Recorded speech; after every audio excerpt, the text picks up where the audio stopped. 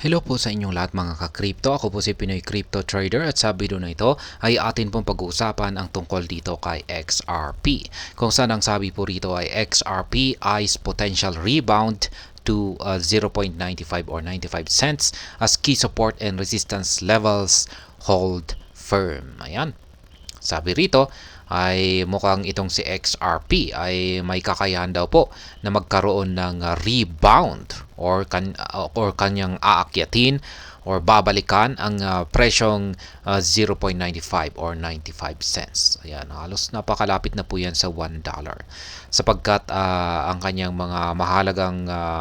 mahalagang support at saka resistance levels ay nagpapakita raw po ito ng pagiging matibay or ito ay hindi pa nababasag.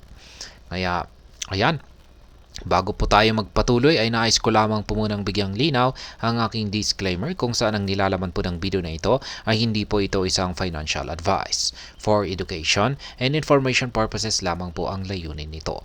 Maliban po dito ay nais ko na rin pong magbigay pabala na wala pong kahit anumang group chat ang Pinoy Crypto Trader. Ayan, XRP down 86% from its all-time high, stabilizes with key support at 0.28 or 28 cents and resistance at 0.66 or 66 cents, indicating a potential rebound. Ayan. Itong si XRP ay nakaranas na po ng 86% na pagbagsak mula sa kanyang all-time high na presyo. At siya po ay nagkaroon ng stabilization sa isang key support line na 0.28 at saka resistance line na 0.66.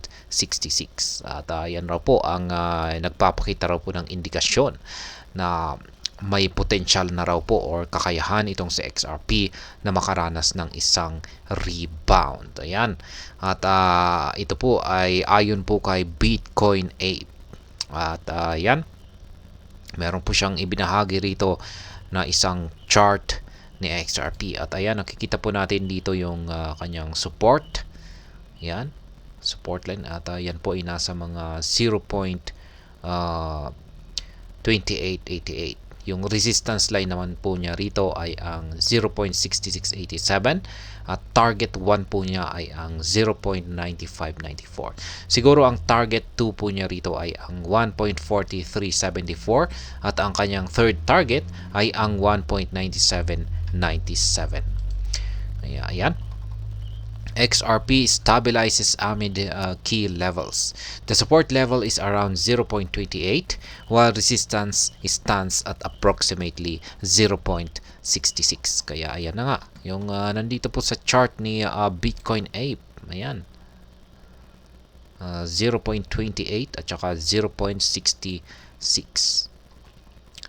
Short-term indicators signals imminent rebound. Ayan. Gamit niya rin po yung mga short-term indicators dito na nagpapakita raw po ng isang nalalapit na rebound itong si XRP.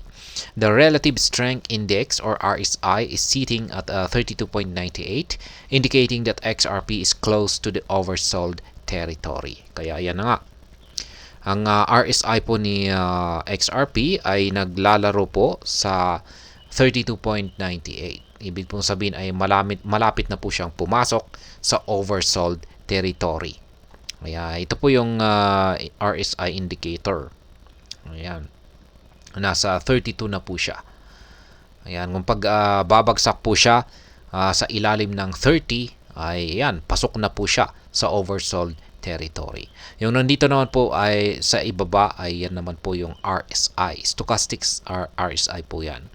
The stochastic RSI shows that the percentage K line is below the percentage D line, indicating bearish momentum. However, the percentage K line's behavior in the recent past suggests a potential shift towards bullish momentum if it crosses above the percentage D line. Kaya yan. Ang mapapansin po natin dito, ayan, sa stochastic RSI na sa chart na ito ay yung percentage K line ay nasa ilalim po ng percentage D line. Ayan, yung percentage K line ay yan po yung kulay blue. Kulay orange naman po yung percentage D-line. Kaya ayan, kung pag nasa ilalim po yung percentage K-line natin, ay ibig pong sabihin ay bearish po ang momentum ni XRP or bearish po yung kanyang kalagayan. Yung nitong nakalipas po na yan, yung nakalipas po na behavior ng percentage K-line natin dito sa stochastic RSI ay nasa ibabaw po ito. Kaya nasa ibabaw ng kulay orange or yung percentage D-line. Kaya nagpapakita po ito na bullish ang momentum ni XRP. Ayan. These indicators ultimately point to a potential buying opportunity as XRP's price could stabilize or rebound. Kaya ayan, yung dalawang indicators natin dito, ang RSI at saka stochastic RSI ay nagpapakita raw po ito or nagbibigay po ito ng signal para bumili. Yan, para bumili ng XRP. Ayan, isa raw po itong opportunity para makabili ng maraming XRP sapagkat posible po, nagbibigay po ito ng signal na ng isang potential na rebound kung saan ay nalalapit na pong umangat ang market price ni XRP. Ayan po ay ayon dito. Ayan, ayon po sa analysis ni Bitcoin Ape. Ayan. At hanggang dito na lamang po tayo sa video na ito. Sana po ay inyong nagustuhan ang aking paliwanag dito. Kung inyo po itong nagustuhan ay pakiclick lamang po ang like button nito. Para naman po sa mga bago lamang dito, kayo po ay aking inaanyayahan para mag-subscribe.